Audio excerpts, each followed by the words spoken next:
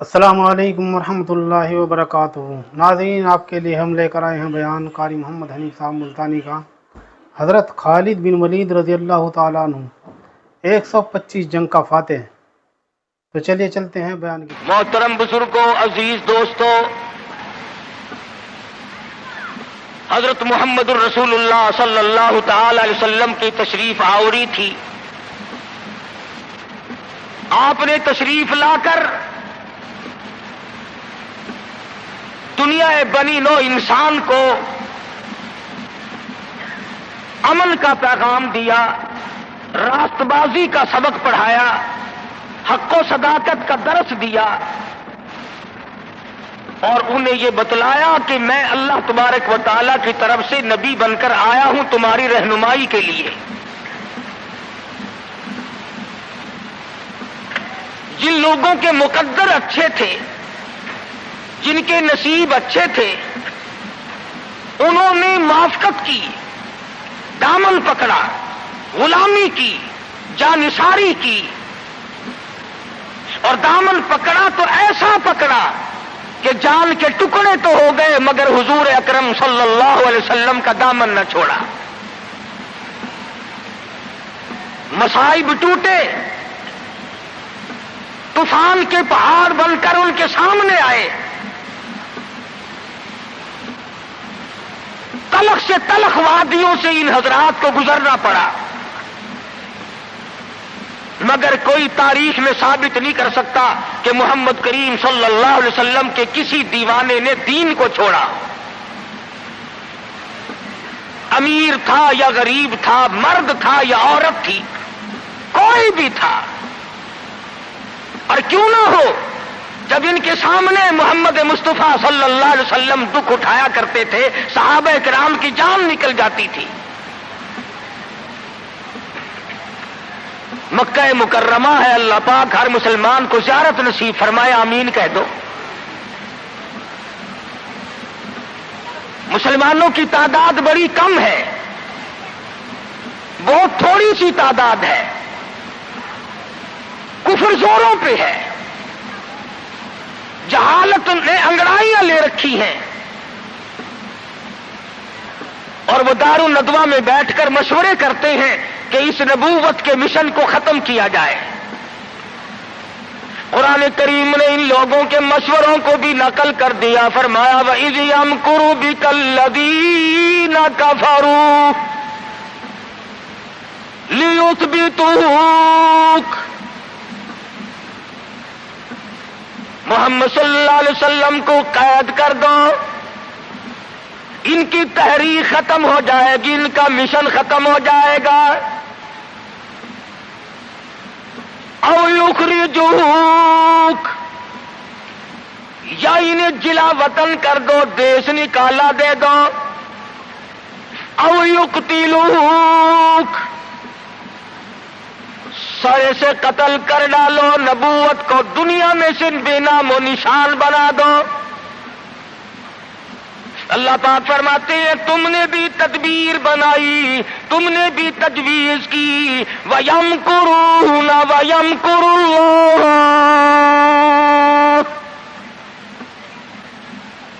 تم نے بھی تجویز بنائی، تم نے بھی پروگرام بنایا، تم نے مشورے کیے میرے نبی کو ختم کرنے کے، تم ختم کرنے کے پروگرام بناؤ، میں حفاظت کا پروگرام بنائے بیٹھا ہوں، واللہ خیر الماکرین۔ پھر دیکھیں گے کس کی تجویز کارگر ہے، کون آگے نکلتا ہے۔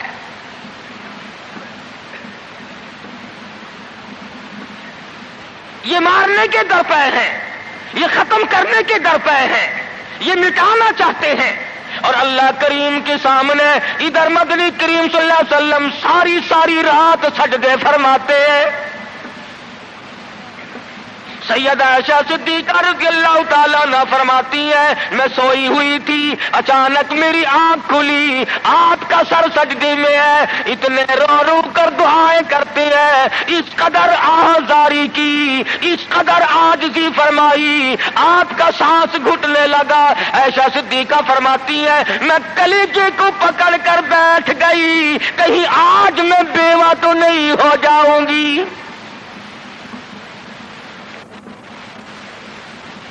دعائیں مانگتے ہیں میرے پروردگار میری امت کو معاف کر دے، میری امت کو بخش دے۔ آواز آتی ہے او میرے کالی کملی والے، او محبوب رویا نہ کر، اتنا پریشان نہ ہوا کر۔ وما کان اللہ لیعذبہم وانت فیہم وما کان اللہ معذبہم وہم یستغفرون۔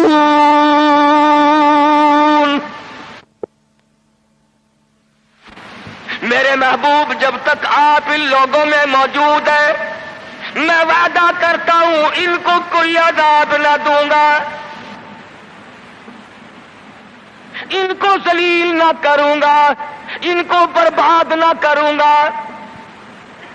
اور میرے پروردگار موت تو برحق ہے، موت تو سب کی آئے گی، میں تو یہ وعدہ چاہتا ہوں میرے بعد کی آنے والی، میں جب پردہ کر جاؤں، جب میں رخصت ہو جاؤں، میرے بعد میں جو امت بچے اس کو بھی عذاب نہ دے۔ آواز آئی محبوب تیرے آنسو مجھ سے دیکھے نہیں جاتے۔ وما کان اللہ معذبہم وہم یستغفرون۔ جو استغفار کرنے والے لوگ ہوں گے، جو مجھے منانے والے لوگ ہوں گے، جو معافی طلب کرنے والے لوگ ہوں گے، میرے محبوب میرا تو سے وعدہ ہے، مجھے اپنی کبریائی کی قسم میں انہیں بھی برباد نہیں کروں گا۔ امت کے لیے رات دن دعائیں مانگی، رو رو کر دعائیں مانگی۔ حضرت ابو ہریرہ رضی اللہ تعالیٰ عنہ فرماتے ہیں مدنی کریم صلی اللہ علیہ وسلم قرآن کی تلاوت فرمایا کرتے تھے، جب عذاب کی آیت آتی اتنا سانس پھول جاتا، اس قدر گھبراہٹ آ جاتی، مجھے یوں آواز آتی جیسے ہنڈیاں کھول رہی ہو۔ نبی ساری ساری رات روئے، نبی کے قدموں پہ ورم آ گئے، ساری رات قرآن کی تلاوت کی۔ امت کی رات فلم میں گزرتی ہے، امت کی رات ٹیلی ویژن پہ گزرتی ہے، امت کی رات بدماشی میں کٹ رہی ہے، امت کی رات بدکاری میں کٹ رہی ہے، سفید داڑھی ہو گئی، قبر کی تیاری ہے، آج تک یہ نہ سوچا ثم لم یتوبوا فلہم عذاب جہنم ولہم عذاب الحریق۔ جلا دینے والا عذاب تباہ کر دے گا۔ کون اس سیرت کو پڑھے؟ قرآن جو سیرت بیان کرتا ہے کوئی کیا سیرت بیان کرے گا؟ صحابہ اکرام نے جن کی آنکھوں نے حضور کا حال دیکھا،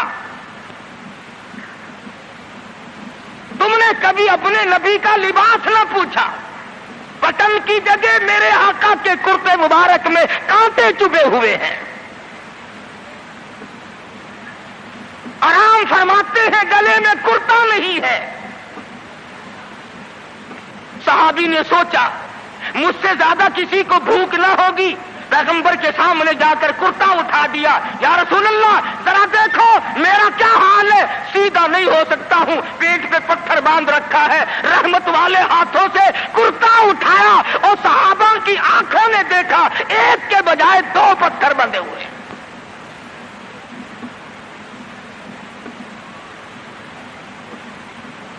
ابو ایوب انصاری رضی اللہ تعالیٰ عنہ کا مکان ہے،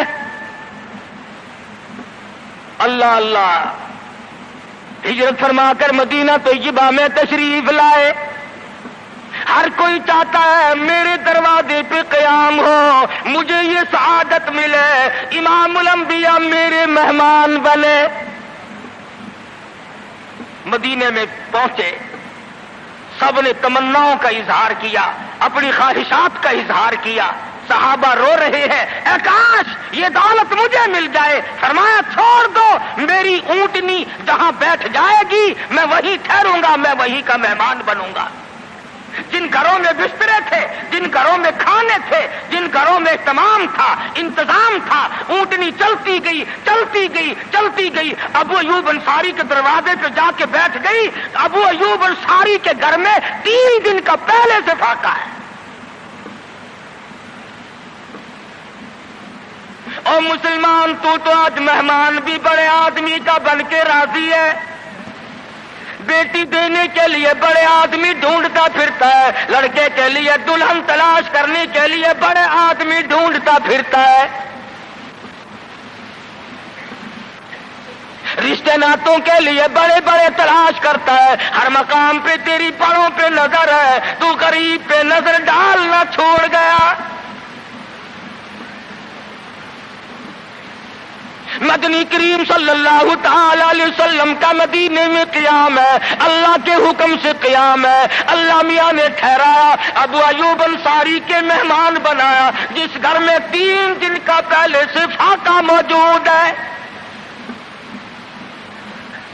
عرض کرنے لگا, میرے آقا آپ اوپر قیام فرمائیں گے یا نیچے قیام فرمائیں گے؟ فرمایا ہمیں آنے جانے میں تکلیف ہوگی, ہم اوپر نہیں جاتے, ہم نیچے رہیں گے. بال بچوں کو اوپر لے جاؤ. نبی ابو ایوب انصاری رضی اللہ تعالی عنہ کے بال بچوں سے اعتراض فرماتے ہیں, اوپر چلے جاؤ, ہم نیچے ٹھہریں گے تاکہ پردہ کرانے میں بار بار ہمیں تکلیف نہ اٹھانی پڑے. اور نبی اپنے امتی کی بیوی کی عزت کو, آبرو کو کتنا عزیز رکھتا ہے, اور آج مسلمان جو ہے وہ سڑکوں پہ گھسیٹے پھرتا ہے.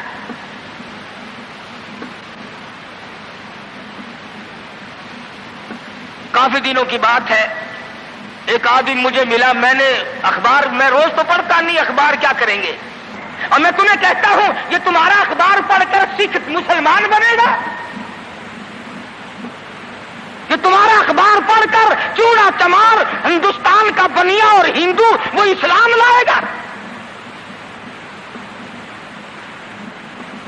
میں ابھی 80 میں جب ہندوستان گیا, پٹیالے شہر میں ظہر کی نماز جب میں پڑھ کے نکلنے لگا, ایک عورت نے میرا یہاں سے ہاتھ پکڑا اور کہنے لگی, مولوی تو پاکستان سے آیا؟ میں نے کہا ہاں بہن پاکستان سے آیا ہوں. رو پڑی اور کہنے لگی, وہ محمد ابن قاسم کب آئے گا؟ تم سارے مر گئے, سید کی بیٹی ہو, سکھ کے گھر میں 34 برس ہو گئے خنزیر کھاتے ہوئے, اور کب چھڑاؤ گے؟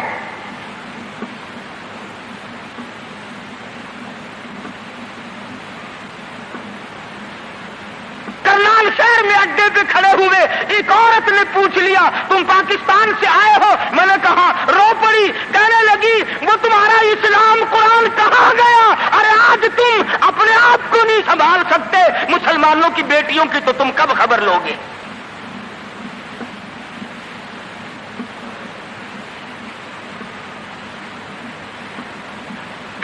مدنی کریم صلی اللہ تعالی علیہ وسلم فرماتے ہیں, ہم نیچے قیام کریں گے, تم اوپر چلے جاؤ. ابو ایوب انصاری اوپر تشریف لے گئے. دل میں خیال آیا, نبی کا حکم ملا, میں اوپر آ گیا. ادب کے خلاف ہے میں اوپر بیٹھوں, میرے آقا نیچے ہے.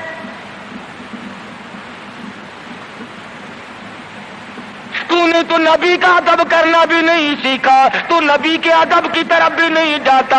ابو ایوب انصاری سے جا کے پوچھ لے, کوٹھے پہ بیٹھنے کے لیے تیار نہیں, کھڑا ہوا سوچ رہا ہے ششو پنج میں ہے, نیچے جاتا ہوں نبی کے حکم کے خلاف ہو جائے گا, اوپر بیٹھتا ہوں بے ادبی ہو جائے گی. علماء نے لکھا ہے, ابو ایوب انصاری نے مدینے میں ساری رات منڈیرے پہ لٹک کے گزار دی.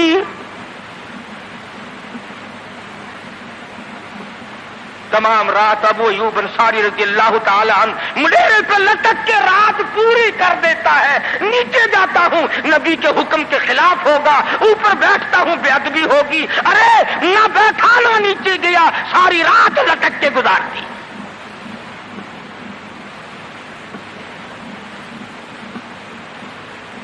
آج ہم سوچنے پر مجبور ہیں کہ آخر ہم بے ادبوں کے ساتھ ہوگا کیا، بنے گا کیا؟ جن لوگوں نے ادب کیا ان کے مقدر جاگ اٹھے، ان لوگوں کو خداوند کریم نے دنیائی میں بخت لگائے۔ حضرت خالد بن ولید رضی اللہ تعالی عنہ، اطلاع دی گئی، خبر ملی کہ عیسائی سردار عیسائی بادشاہ 1.5 لاکھ کے قریب فوج لے کر مسلمانوں پہ حملہ کرنے کے لیے آیا ہے۔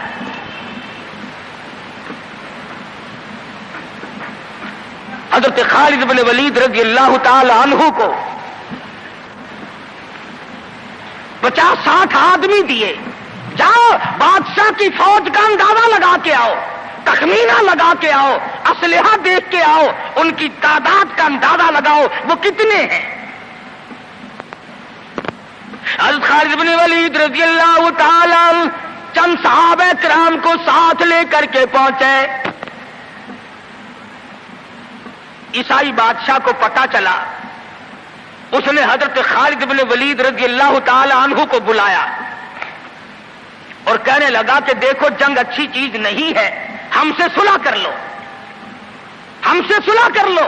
حضرت خالد فرمانے لگے صلح میں دیر کیا ہے، قول لا الہ الا اللہ محمد الرسول اللہ صلی اللہ علیہ وسلم، کلمہ پڑھ، مسلمان بن جا، میرا بھائی بن جا، جنت کا حقدار بن جا، میرے نبی کا غلام بن جا، اللہ کی توحید کا ماننے والا بن جا، ابھی تمام باتوں میں صلح ہو جائے گی۔ وہ کہنے لگا بڑا جلدی کلمہ پڑھا ہے، جیسے میں اکیلا بیٹھا ہوں، تو نے میری فوج دیکھی ہے؟ 1.5-2 لاکھ فوج لے کے آیا ہوں، کھا جائے گی میری فوج تمہیں۔ کلمے پڑھا رہا ہے۔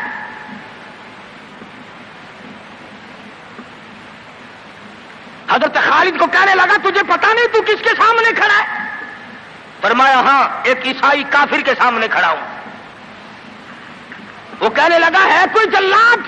فوراً تلوار لے کر حاضر ہو گئے، کہا اس گستاخ کی گردن کاٹ مارو۔ حضرت خالد کے ساتھ 2 آدمی اور تھے،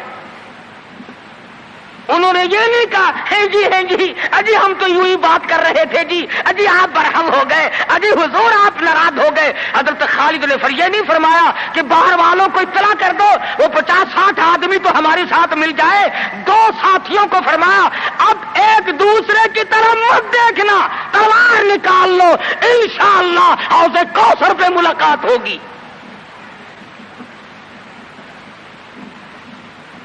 تین آدمی 1.5-2 لاکھ کے مقابلے میں ٹکرا گئے، یہ نہ سوچا کہ ہوگا کیا۔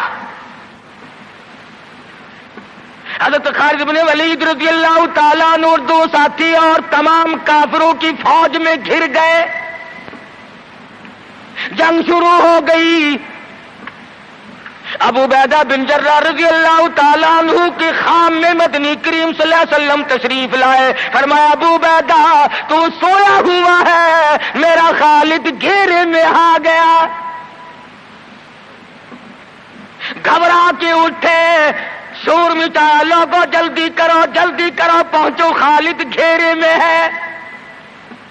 حضرت خالد کی بیوی ام تمیم سنتی ہے، کہنے لگی نہیں مجھے یقین نہیں آتا، میرا خالد گھیرے میں آنے والا نہیں، آ ہی نہیں سکتا۔ گھر میں کھڑی ہو کر چاروں طرف نظر مارتی ہے، دیکھتی کیا ہے؟ وہ ٹوپی جس میں امام الانبیاء محبوب کبریا حضرت محمد مصطفیٰ صلی اللہ تعالی علیہ وسلم کے منہ مبارک رکھے ہوئے تھے، وہ بھول آئے۔ ام تمیم کہتی ہے خالد تو ضرور گھیرے میں آ گیا، تیری ٹوپی یہاں رہ گئی۔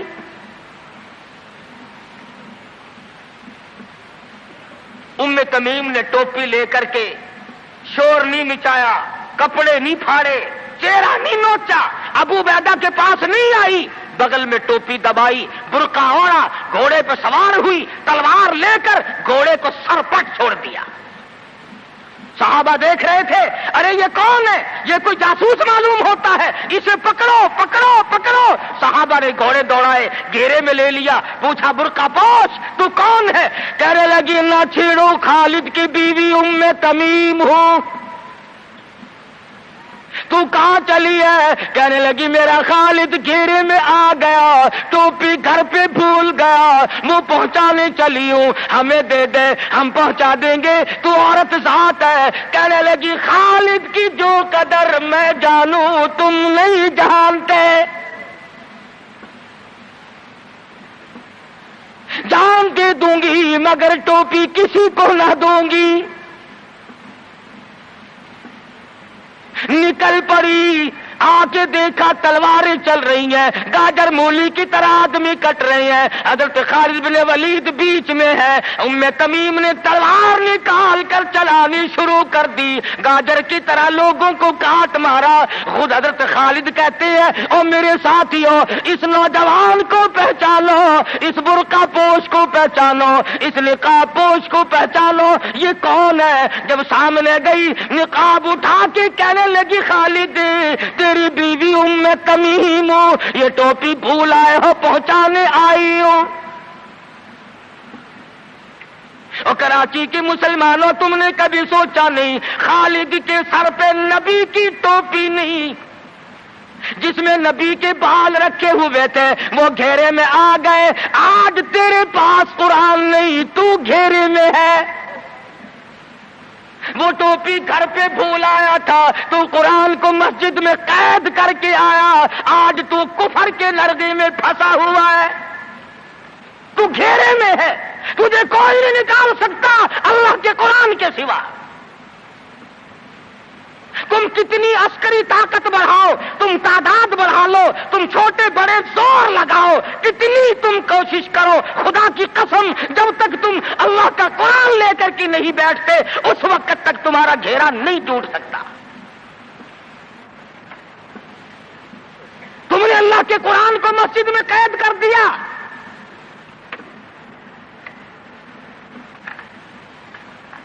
نہ اس کو عوام صدر میں جگہ دی، نہ مارکیٹ میں جگہ دی، نہ محلے میں جگہ دی، نہ برادری میں جگہ دی، نہ خاندان میں کوئی جگہ دی، تمام کو اکٹھا کر لو گے، اللہ کے قرآن کو پوچھنے والا کوئی نہیں۔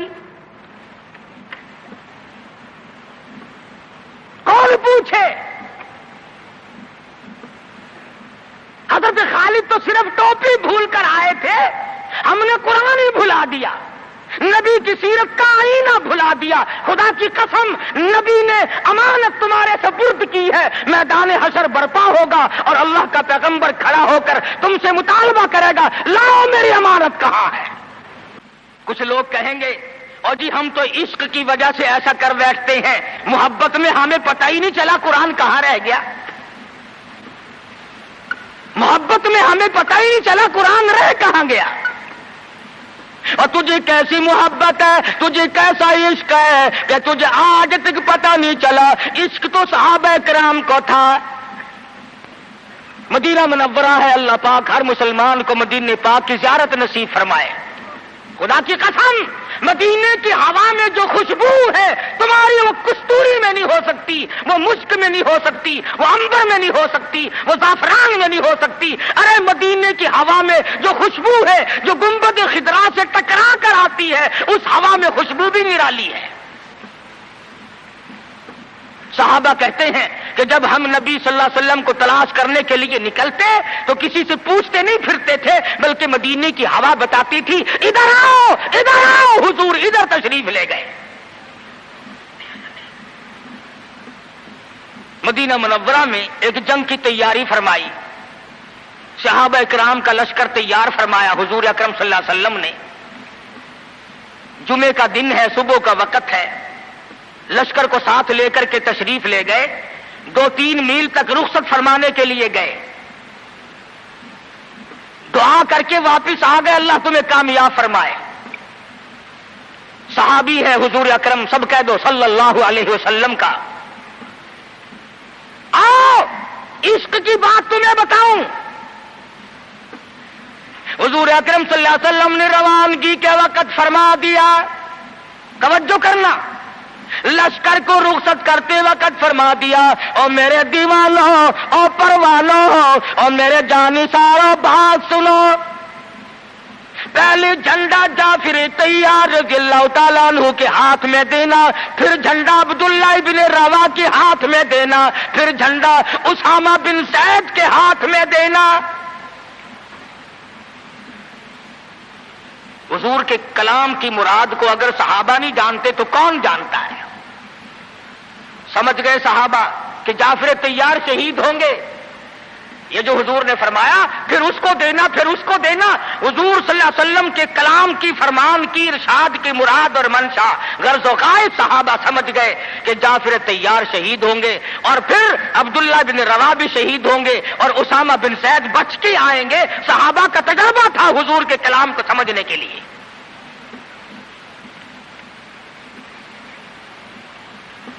عبداللہ ابن روا رضی اللہ تعالی عنہ نے سوچا کہ تسلی تو میری ہو گئی کہ میں شہید ہوں گا، اس جنگ میں واپس نہیں آؤں گا، مگر چلو جمعے کا دن ہے، سواری میری بڑی تیز ہے، میں آخری جمعہ سرکار دو عالم صلی اللہ علیہ وسلم کے پیچھے کیوں نہ پڑھوں اور جمعہ پڑھ کے جاؤں گا، ایک مرتبہ اور اپنے آقا کا دیدار کروں گا۔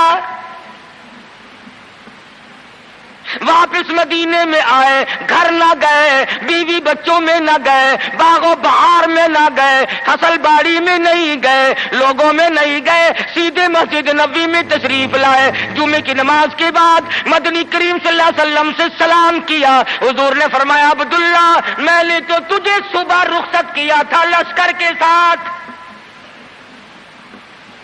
تجھے صبح روانہ کر دیا تھا، تو چلا گیا تھا فوج کے ساتھ۔ عرض کیا یا رسول اللہ میرے ماں باپ قربان ہو جائیں، آپ کے فرمان سے میں نے یہ اندازہ لگایا کہ میں شہید ہو جاؤں گا، میرا یہ آخری جنگ ہے، یہ آخری جہاد ہے۔ میرے دل میں ایک بات آئی، آج جمعے کا دن ہے، اپنے آقا کے پیچھے جمعہ بھی پڑھوں، آخری جمعہ پڑھوں اور آخری دیدار کر کے جاؤں۔ اب تھوڑے سے مجھے آپ بول کے بتائیں عبداللہ ابن رواح کا یہ عشق ہے کہ نہیں؟ کوئی ڈر کی بات نہیں، کوئی خوف کی بات نہیں، بیوی بچوں کی محبت نے نہیں کھینچا، باغوں کو دیکھنے نہیں گیا، بچوں سے ملاقات کے لیے نہیں گیا۔ ارے حضور کا عشق ہے، کہتا آخری جمعہ، آخری دیدار، آخری ملاقات۔ اور عرض کیا میرے آقا میں اپنے ساتھیوں کو جا ملوں گا، میری سواری بڑی تیز ہے۔ امام الانبیاء محبوب کبریا حضرت محمد مصطفیٰ صلی اللہ علیہ وسلم کا چہرے انور سرخ ہو گیا۔ فرمایا عبداللہ تو ساتھیوں کو نہیں مل سکتا، نہیں مل سکتا، جب تیرے ساتھی جنت میں جائیں گے 500 سال بعد میں بہشت میں جا سکے گا۔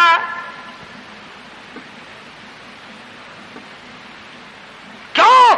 اس لیے چاہے تم عشق کے تحت آئے، محبت کی وجہ سے آئے، جذبے کی وجہ سے آئے، جمعے کے لیے آئے، میرے دیدار کے لیے آئے، میری ملاقات کے لیے آئے، جب میں نے رخصت کر دیا تھا میرے حکم میں تاخیر کیوں کی؟ پتہ چلا عشق بھی وہ مقبول ہے جو حضور کی غلامی کے اندر ہو۔ غلامی سے باہر جو عشق ہے وہ عشق نہیں، وہ فریب ہے، وہ دجل ہے۔ آج آپ دیکھ لیں، نام دیکھو، شکل دیکھو، نام ہوگا عاشق رسول اور شکل دیکھو تو خدا کی قسم بالکل ایسا معلوم ہوگا جیسے اندرا کا بھتیجا ہو۔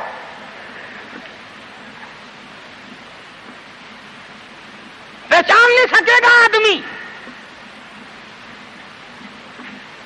کیا کر سکتا ہے آدمی شکل میں؟ صورت نہیں، سیرت نہیں، لباس نہیں، اخلاق نہیں، کردار نہیں، تمام چیزوں کا تختہ نکال کے رکھ دیا ہے۔ اور آج قوم اسی وجہ سے مصیبتوں سے دوچار ہے، وہ نرغے میں پھنسی ہوئی ہے، وہ نکل نہیں سکتی، وہ سہارا ڈھونڈ رہی ہے مادی قوت کا۔ حضور ناراض ہو گئے صلی اللہ علیہ وسلم۔ صحابی کہتے ہیں میں چاہتا تھا زمین پھٹ جائے، مجھے لقمہ بنا کر نگل جائے۔ صحابی کہتا ہے مجھے زندگی تلخ لگنے لگی، ہائے میرے آقا مجھ سے ناراض کیوں ہو گئے؟ عبداللہ بن روا تشریف لے گئے، گھر پھر بھی نہیں گئے، بال بچوں میں پھر بھی نہ گئے، اور جا کر کے جہاد میں شریک ہو گئے۔ 3 دن گزر گئے، کوئی چیز حلق میں نہ گئی، کمر سیدھی نہیں ہو سکتی تھی، جنگ سخت تھا، لڑائی شدید تھی، تلواریں چل رہی تھی۔ عبداللہ بن روا فرماتے ہیں مجھے بھوک لگی، سیدھا کھڑا نہیں ہو سکتا تھا، مجھے یاد آیا میرے تھیلے میں گوشت کے خشک ٹکڑے موجود ہیں، میں ان کو منہ میں لے کر ذرا چوسنے لگا، مجھے مدینے کا باغ یاد آیا، مجھے بیوی یاد آئی، مجھے اولاد یاد آئی۔ اے نبی کے دیوانے کا طرز زندگی دیکھ۔ صحابی کہتا ہے میں نے انگلی حلق میں ڈال کر وہ بوٹی باہر نکال دی، کہا اچھا میں تجھے کچھ کھانے کے لیے دینے لگا ہوں تو یہاں بیٹھ کر گھر یاد آیا، کھڑے ہو گئے اور فرمانے لگی اور میری بیوی اور تمہیں طلاق ہو، اور میرے باغ بہار جاؤ، اسلام کے لیے وقف ہو تم، آج کے بعد میرے نہیں۔ کسی نے پوچھا کیا کہہ رہے ہو؟ فرمایا ہاں ہاں نقشہ سامنے کیوں آیا، آخری وقت میں دنیا کا نقشہ میری آنکھوں میں کیوں کھینچا؟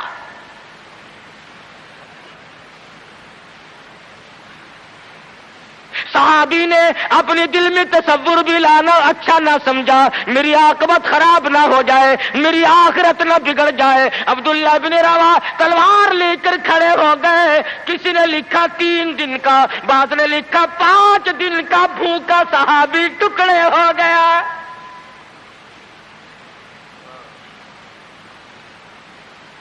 یہ تھا عشق جسے عشق کہا جاتا ہے، لیکن حضور کی اندازہ لگاؤ حکم میں تاخیر کی وجہ سے 500 سال بعد کو بہشت میں جا سکے گا، اور جنہوں نے حضور کے احکام کو سرے سے ٹھکرا دیا، سرے سے ماننا ہی نہیں، انکار کر دیا، اب یہ فیصلہ تم کرو، اب یہ فتویٰ تم دو کہ وہ جنت میں کب جائیں گے۔ امام الانبیاء محبوب کبریا حضرت محمد مصطفیٰ صلی اللہ تعالی علیہ وسلم کے دیوانوں نے حد کر دی، پروانوں نے حد کر دی، جس صورت سے بھی ان کو لگایا گیا اسی صورت سے وہ آگے بڑھتے رہے۔ فاروق اعظم کی حکومت ہے، سب کہہ دو رضی اللہ تعالی عنہ۔ مصر کے علاقے میں کافروں نے ایک سازش بنائی، لڑکیوں کو ہار و سنگار کر کے کوٹھے پہ کھڑا کر دیا۔ پروگرام مسلمانوں کو پہلے معلوم ہو گیا کہ مسلمان فوج کے کلچر کو تباہ کرنا چاہتے ہیں، مسلمان کے اخلاق و کردار کو برباد کرنا چاہتے ہیں۔ فاروق اعظم کو خط لکھا، اور راستہ کوئی نہیں فوج کے گزرنے کا، ایک ہی راستہ ہے، اور اس راستے کو خراب کر دیا گیا، اس راستے میں کانٹے بچھا دیے گئے، حسن کی دولت بکھیر دی گئی تاکہ مسلمانوں کا دل خراب ہو۔ ارے یہ کافر کا بھی عقیدہ ہے کہ اگر مسلمان کا پاؤں پھسل گیا پھر یہ جہنم سے ارے نہیں ٹھہرتا۔ فاروق اعظم رضی اللہ تعالیٰ عنہ نے خط کا جواب دیا اور صاف صاف لکھ دیا کوئی پریشانی کی بات نہیں، ساری فوج کو اکٹھا کر کے قرآن کی آیت سنا دو، ساری فوج کو اکٹھا کر کے قرآن سناؤ۔ چنانچہ کمانڈر نے، سپہ سالار نے فوج کو اکٹھا کیا اور قرآن کریم سنا دیا، وَقُلْ لِلْمُؤْمِنِينَ يغضوا من أبصاركم ويحفظوا فروجكم ذلكم أزكى لكم إن الله خبير بما يصنعون۔ مسلمانوں اپنی نظروں کی حفاظت کرو، اپنی ایمان کی حفاظت کرو۔ اگر تم کنکھی آنکھوں سے بھی دیکھو گے خدا تمہاری ساتھ ہے، وہ تمہاری تمام حرکتوں کو دیکھتا ہے۔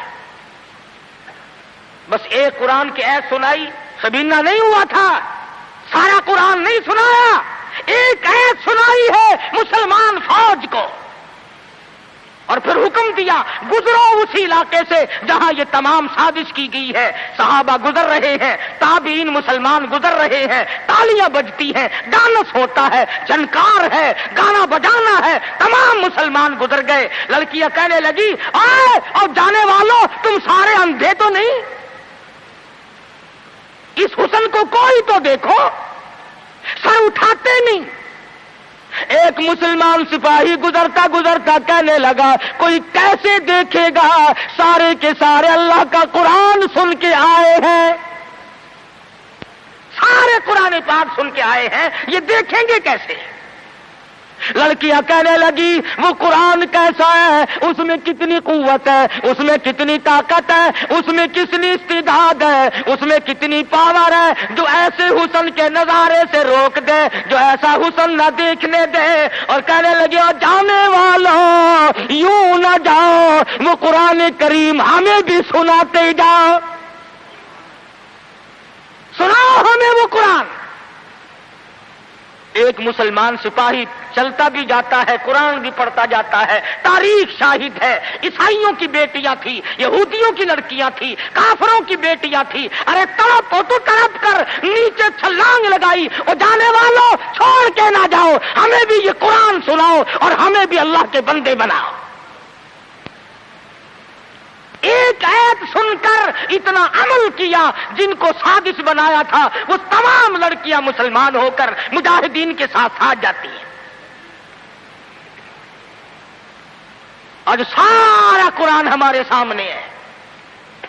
اور قرآن بھی کیسا, جب کوئی مر جائے قرآن ختم کرنا, بھائی قرآن ختم کرنا, بھلا قرآن شریف کوئی 2-3 ورقوں کا جو ختم کرنا ہے. 4-5 آدمی بیٹھ جاتے ہیں, ورق گردانی کی, پلٹ دی الٹ دی, پلٹ دی الٹ دی. جب اندازہ ہوا نا کہ کھانا تیار ہو گیا, انہوں نے کہا صاحب قرآن بھی ختم ہو گیا ہے.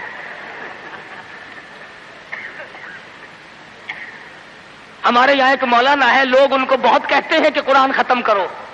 میری ملاقات ہوئی, میں نے کہا حضرت جی آپ تو دن رات قرآن پڑھتے ہوں گے. انہوں نے کہا کیوں؟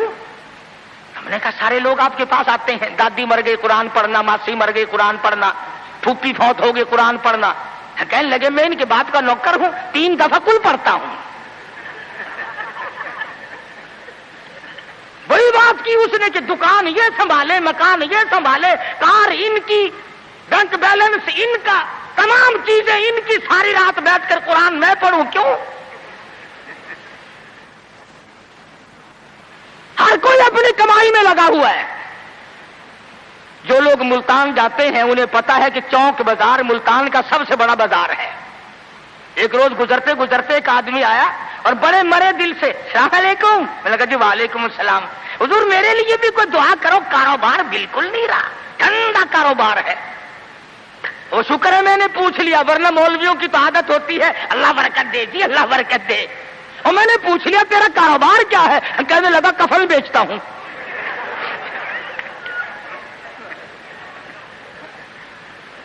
اور بدبخت میں نے کہا کاروبار بدل لے, لوگ مرے تو تیرا دھندا چلے. اس لیے لوگوں کو کہا کرتا ہوں کہ مولویوں کو شادیوں میں دیا کرو تاکہ یہ دعا کرے یا اللہ ایک ایک کی 4-4 شادیاں ہوں. اب مرے بغیر تم رسید نہیں دیتے, جب تک مرو گے نہیں مولوی کا گھر میں داخلہ بند.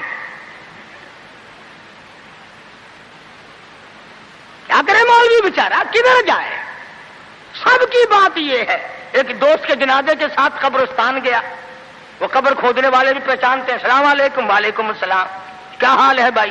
لگا حال کیا ہے, آج 5ویں دن ایک مردہ لے کے آئے ہو, کم سے کم ہمارے لیے بھی دعا کر, ایک مردہ تو روز کہا جایا کرے. عقل کرو. شادی میں تو قرآن کو جگہ نہیں دیتا, بنگلے میں, کوٹھی میں, فلیٹ میں, کاروبار میں, دکان میں خدا کے قرآن کو جگہ نہیں دیتا. خدا کی قسم ارشاد فرمایا مدنی کریم صلی اللہ علیہ وسلم نے, جو لوگ قرآن پاک کی تلاوت کرتے ہوئے مر جائے اپنی قبر سے قرآن پڑھتا ہوا اٹھے گا. اس اس کے منہ سے کستوری کی خوشبو آ رہی ہوگی. اہل محشر کہیں گے الہی یہ کون لوگ ہیں؟ قیامت کا دن ہے، سخت دن ہے، بڑی پریشانی کا دن ہے، لوگ اپنے پسینوں میں غرق ہیں، اس کے یہاں سے خوشبو آ رہی ہے، یہ کون ہے؟ جواب ملے گا تو گالی بکتا مرا تھا، تو گانے گاتا ہوا مرا، تو گیت سنتے ہوئے مرا، تیرے دماغ میں کنجری بسی ہوئی تھی، تیرے دل میں بدماش عورت بسی ہوئی تھی جب تو مرا. اور یہ وہ ہے جب موت آئی تو میرا قرآن پڑھ رہا تھا. آج بھی قرآن پڑھتا ہوا اٹھا ہے. اس لیے اس کے منہ سے برکت، قرآن کی برکت سے خوشبو آتی ہے. تم نے برکتوں کو جانتے. یہ بسوں میں دیکھو، ٹیکسیوں میں دیکھو،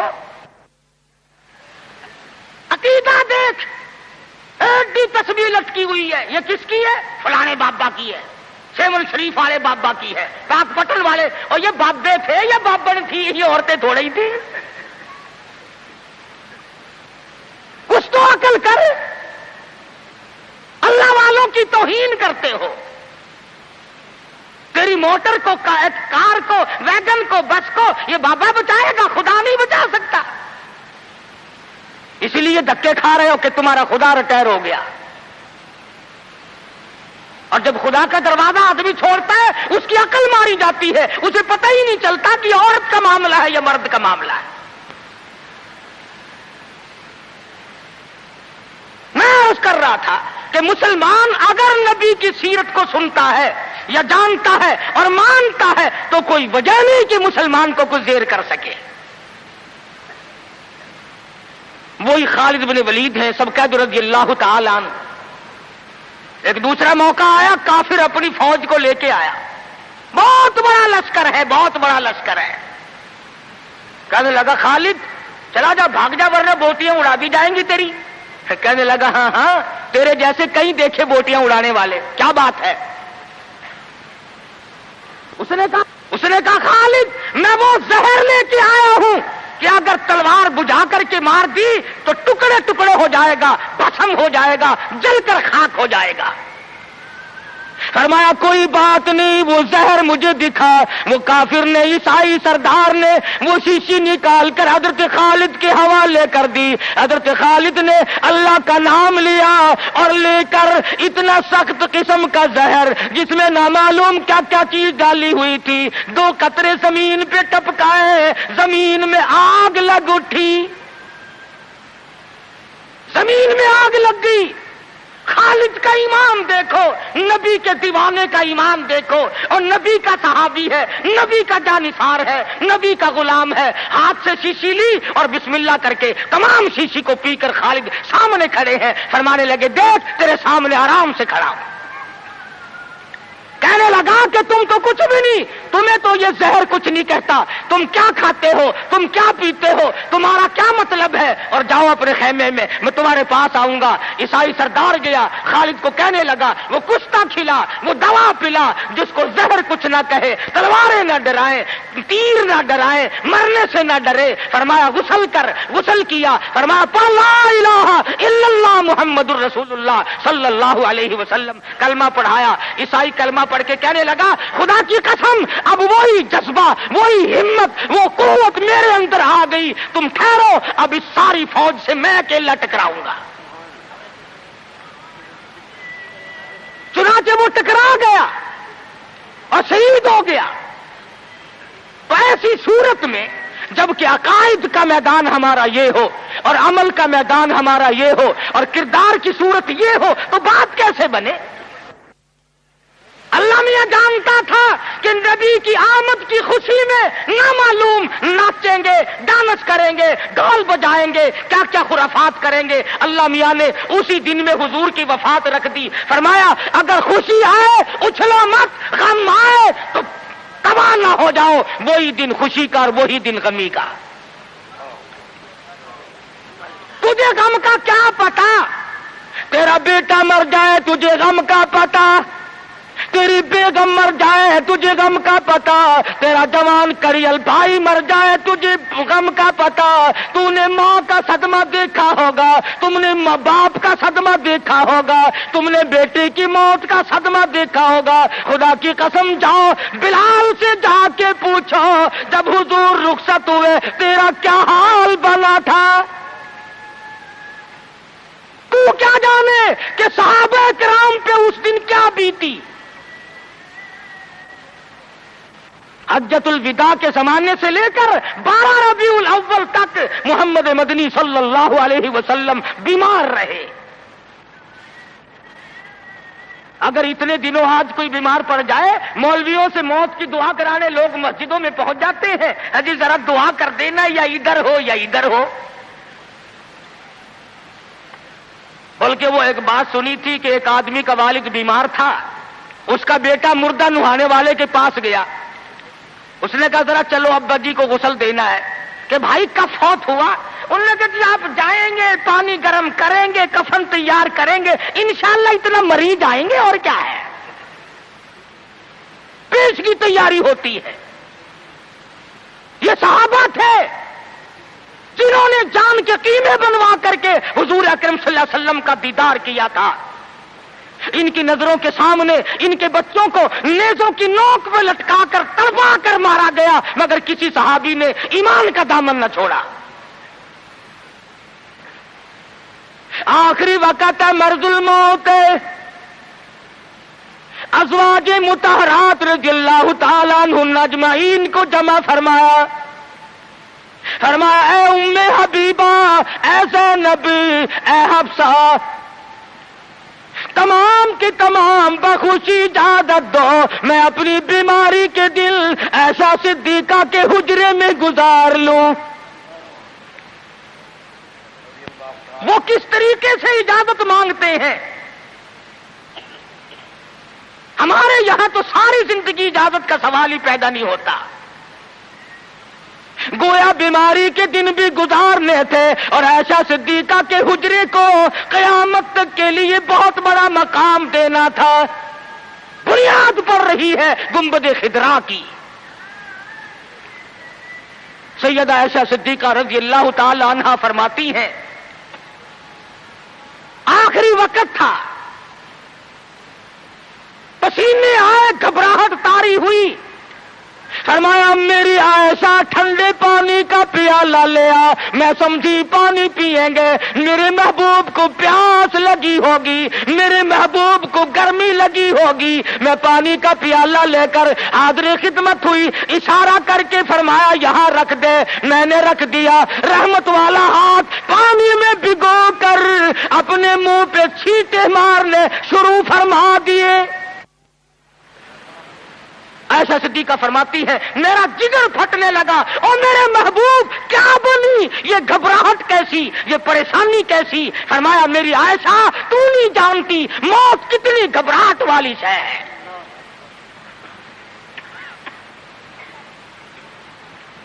آخری وقت ہے، سیدہ فاطمہ الزہرا رضی اللہ تعالی عنہا بھی پاس بیٹھی ہیں، سیدہ عائشہ صدیقہ رضی اللہ تعالی عنہا بھی پاس بیٹھی ہیں۔ ارے گالی دینا بڑا آسان ہے، ایسا صدیقہ سے جا کے پوچھ کہ اس دن تیرا کیا حال بنا جب امام الانبیاء رخصت ہوئے تھے۔ صحابہ دیوانے ہو گئے، صحابہ جنگلوں کو نکل گئے، اور فاروق جیسے کہنے لگے جو کہے گا حضور کی وفات ہو گئی تلوار سے گردن اڑا دوں گا۔ بلال کا کیا بنا، سہیل کا کیا بنا، سلمان فارسی کا کیا بنا؟ ارے جن بچوں کے سر پہ یتیمی کی وجہ سے ہاتھ پھیرا کرتے تھے وہ بچے روئے، مدینے کی عورتیں روئی، مدینے کے بیمار روئے، آج ہم یتیم ہو گئے۔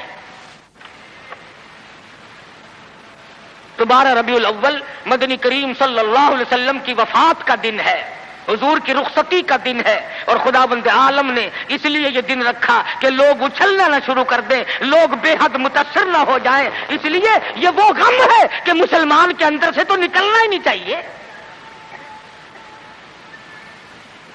سیدنا امام حسین رضی اللہ تعالیٰ عنہ کے بارے میں تو کہتے ہو کہ جی غم کرنا چاہیے، غم کرنا چاہیے، اور حضور کی وفات کی خوشی کرنی چاہیے۔ امام الانبیاء دنیا سے گئے. تیرا نبی سے اگر تعلق ہوتا، تجھے نبی سے محبت ہوتی، انس ہوتا، خدا کی قسم اس دن تو رونے کا دن تھا. اس لیے سیرت نے تمام چیزیں ہمیں بتلائیں اور ساری چیز ہمارے سامنے آ گئی. جن لوگوں نے کھیل بنایا، تماشا بنایا دین کو، نبی کی سیرت کو، کیا ہے وہ لوگ؟ ہمیں ان لوگوں کی کوئی پرواہ نہیں. خدا کی قسم یہ لوگ تھے جنہوں نے گنبد خضرا پہ بیٹھ کر ایک ایک چھٹاک مصری کی دال کا پانی 11 آدمیوں نے پی کر کے زندگی گزاری. نبی کے روزے پہ بیٹھ کر حدیث کا درس ہم نے دیا، نبی کی مسجد کی امامت ہم نے کی، نبی کے شہر کی گورنری ہم نے کی، نبی کی گلیوں میں جھاڑو ہم نے دی، نبی کے شہر کے دفن کو ہم نے تسلیم کیا. ہم دعائیں کرتے ہیں. جاؤ شیخ الحدیث مقدس کو دیکھو، 20 برس گزر گئے، آج تک گنبد خضرا کے پڑوس میں دفن ہونے کے لیے منتظر بیٹھے ہیں. نعرہ تکبیر، اکابرین علماء دیوبند. قاری فتح من صاحب جیسا مقدس نابینا بزرگ حضور کے دروازے پہ پڑا ہے، یہاں دفن ہوں گا، یہاں آقا کے قدموں میں جان دوں گا. تو یہی کلی کھڑکاتا پھرتا رہی ہو، بڑا عاشق ہے نا. یہ برکت نہیں جانتے، اور یہ برکت نہیں، یہ حرکت ہے. ہم تو اس کپڑے کا اکرام کرتے ہیں. خدا کی قسم میں جب جشن پہ گیا، 100 سالہ اجلاس پہ گیا، میں نے عرض کیا یارو اس رومال کو ہاتھ لگوا دو. کہنے لگے جی رس بڑا ہے ورنہ ضرور دکھاتے، اور سننے کی ڈبیا میں رکھا ہوا ہے وہ رومال جس رومال کو میرے آقا کا چوگا مبارک لگا ہے، خزانے میں رکھا ہے. ہمارے پاس خزانہ وہ رومال ہے، وہ کنٹیل ہے خداوند عالم کے محبوب کا جس میں چوگا رکھا ہوا تھا. ہم تو اس رومال کی حفاظت کرتے ہیں، اس قرآن کی حفاظت کرتے ہیں، اس سنت کی حفاظت کرتے ہیں جو صحابہ کرام نے ہم تک پہنچائی. اللہ پاک مجھے اور آپ کو عمل کی توفیق عطا فرمائے. وآخر دعوانا ان الحمدللہ رب العالمین. ونخرج له يوم القيامة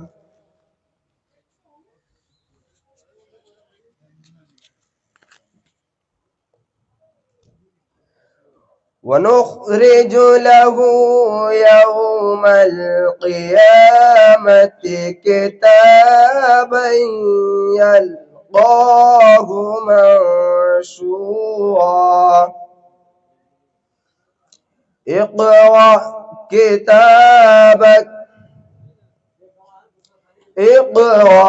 كتابك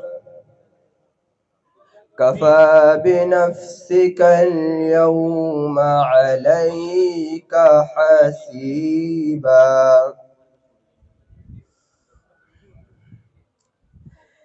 كتابا يلقاه منشورا اقرأ كتابك كفى بنفسك اليوم عليك حسيبا من اهتدى فإنما يهتدي لنفسه ومن ضل فإنما يضل عليها ولا تزر وازرة وزر أخرى وما كنا معذبين حتى نبعث رسولا بسم الله الرحمن الرحيم قل هو الله أحد الله الصمد لم يلد ولم يولد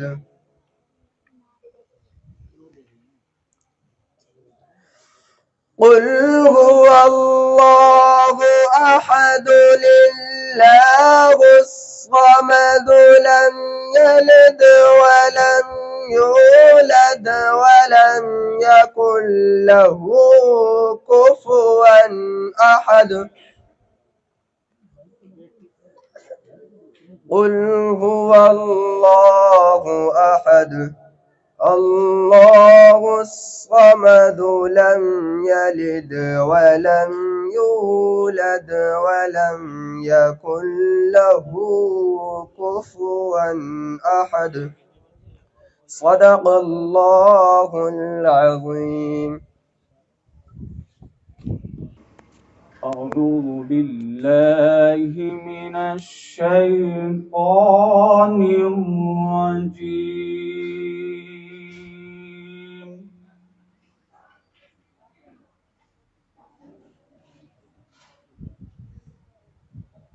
بسم الله الرحمن الرحيم.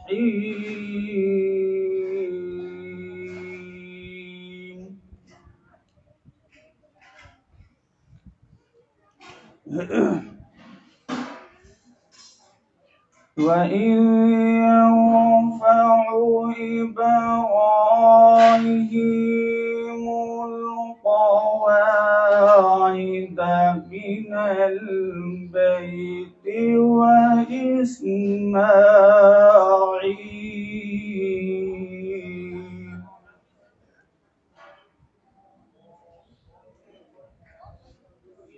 ربنا تقبل منا إنك أنت السميع العليم.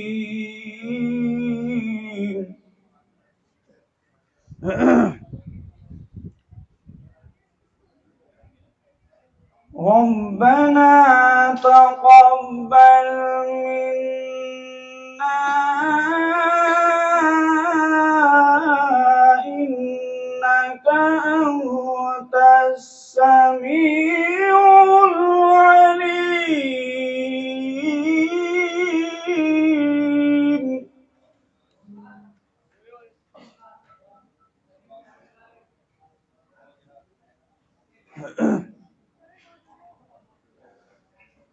ربنا وجعلنا مسلمين لك ومن ذريتنا أمة مسلمة لك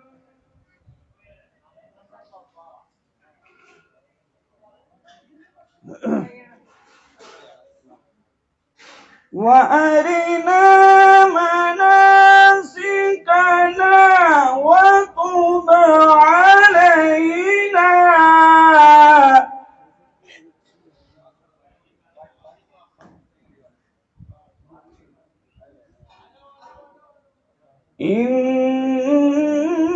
إنك أنت التواب الرحيم.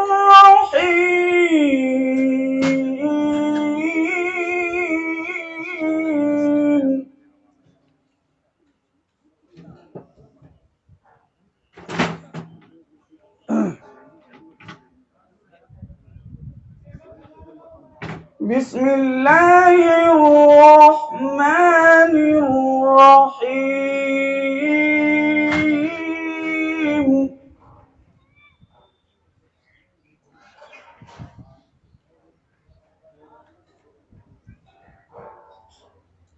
والضحى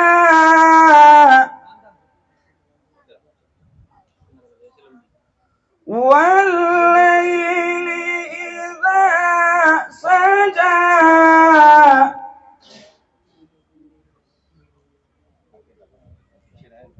ما ودعك ربك وما قلى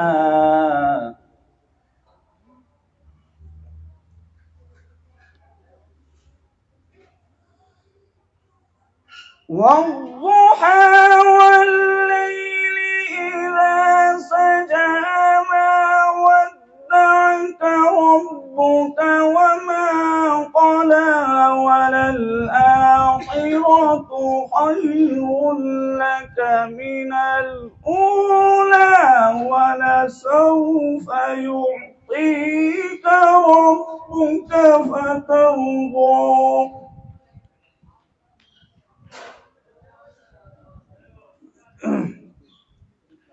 ألم يجدك يتيما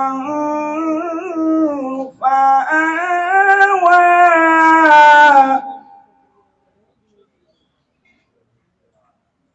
ووجدك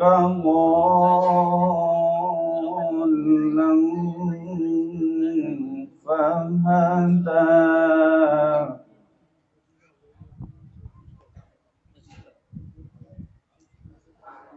ووجدك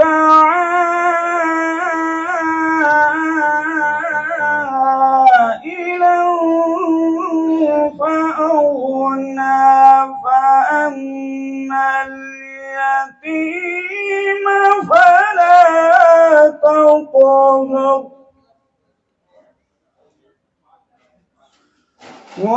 وأما السائل فلا تنهر وأما بنعمة ربك فحدث صدق الله العظيم. ماشاءاللہ الحمدللہ. یہ تھے قاری محمد جنید صاحب، نائب امام یونیورسٹی مسجد کچلو نگر، جو ہم سب کو تلاوت کلام اللہ سے منور و مجلہ فرما رہے تھے، موصوف تلاوت قرآن کریم فرما رہے تھے. اور میری زبان پہ یہ شعر گردش کر رہا تھا کہ پڑھ دیا جب بھی کسی نے کچھ لکھا قرآن کا، کہ پڑھ دیا جب بھی کسی نے کچھ لکھا قرآن کا، گر پڑا تحت الثری میں قافلہ شیطان کا. دوستو، اللہ جل جلالہ و عم نوالہ کے بعد اگر کوئی ذات اس مقام کی حامل ہے کہ اس کی تعریف و توصیف بیان کی جائے تو وہ خاتم الانبیاء، امام الرسل، تاجدار مدینہ، احمد مجتبی، محمد مصطفیٰ صلی اللہ علیہ وسلم کی ذات گرامی ہے. اور وجہ اس کی یہ ہے کہ وجود نبی وجود کائنات کا سبب ہے. معنی اس کا یہ ہے کہ اگر میرے نبی کو اس دنیا کے اندر نہ آنا ہوتا تو یہ کائنات نہ بنتی، یہ رونق محفل نہ ہوتی، یہ جلسہ آج نہ سجایا جاتا، یہ مدارس نہ ہوتے، یہ مساجد نہ ہوتی، یہ خانقاہیں نہ ہوتی. کم و بیش 1,24,000 انبیاء علیہم السلام اس دنیا کے اندر تشریف نہ لاتے. 1,44,000 صحابہ کرام آپ کے قدموں میں نہ آتے. غرضے کے اگر میرے نبی کو اس دنیا کے اندر نہ آنا ہوتا تو ابو بکر کو صداقت نہ ملتی، عمر کو عدالت نہ ملتی، عثمان کو سخاوت نہ ملتی، علی کو شجاعت نہ ملتی، عبد الرحمن بن عوف عشرہ مبشرہ میں سے نہ ہوتے، امیر معاویہ کاتب وحی نہ بنتے، ابن عباس مفسر قرآن نہ بنتے، ابن مسعود محدث اعظم نہ بنتے، ابو ذر غفاری تاریخ الدنیا نہ بنتے، سلمان فارسی زاہد الدنیا نہ بنتے. غرضے کے اگر میرے نبی کو اس دنیا کے اندر نہ آنا ہوتا تو اسلام اور اسلام کے ماننے والے نہ ہوتے. یہ شمس و قمر، شجر و حجر، حتیٰ کہ دنیا کی کوئی بھی چیز وجود پذیر نہ ہوتی. باپ بیٹے کے درمیان شفقت و محبت نہ ہوتی، باپ بیٹے کو اور بیٹا باپ کو نہ جانتا، نسب و حسب کی اہمیت نہ رہتی، عصمت و عفت اور امانت و دیانت کا تصور تک نہ ہوتا۔ اسی بات کو اقبال سہیل نے یوں بیان کیا ہے کہ کتاب فطرت کے سرے ورق پہ جو نام احمد رقم نہ ہوتا تو نقش ہستی ابھر نہ سکتا، وجود لوح و قلم نہ ہوتا، تیرے غلاموں میں نمایاں جو تیرا عکس کرم نہ ہوتا تو بارگاہ ازل سے تیرا خطاب خیر الامم نہ ہوتا، نہ روئے حق سے نقاب اٹھتا، نہ ظلمتوں کا حجاب اٹھتا، فروغ بخشی نگاہ عرفاں اگر چراغ لطف حرم نہ ہوتا۔ اور اسی بات کو علامہ اقبال رحمت اللہ علیہ نے تو اور آگے بڑھایا ہے۔ اقبال کہتے ہیں یہ پھول نہ ہوتا تو کلیوں کا تبسم بھی نہ ہوتا، یہ گل نہ ہوتا بلبل کا ترنم بھی نہ ہوتا، نقش ہستی میں یہ غنچے بھی پریشاں ہوتے، رخت بردوش یہ سب دست و گریباں ہوتے، خیمہ افلاک میں پھر سے تشدد ہوتا، بزم توحید کے نعروں میں پھر سے تردد ہوتا، نہ دشت و جبل توحید کے حدیقاں ہوتے، نہ مزین تیرے ذکر سے بیاباں ہوتے، حصول وحی میں موسیٰ دور پر پہنچے، پر کیا عجب جو وحی تیرے حضور پر پہنچے۔ اور حضرت مولانا قاسم نانوتوی رحمت اللہ علیہ نے حضور کی شان میں بڑا ہی خوبصورت شعر کہا، کیا کہا کہ اے جنت تجھ میں حور و قصور رہتے ہیں۔ قصور قصرون کی جمع ہے جس کے معنی محل کے آتے ہیں، قصور قصرون کی جمع ہے جس کے معنی محل کے آتے ہیں کہ اے جنت تجھ میں حور و قصور رہتے ہیں۔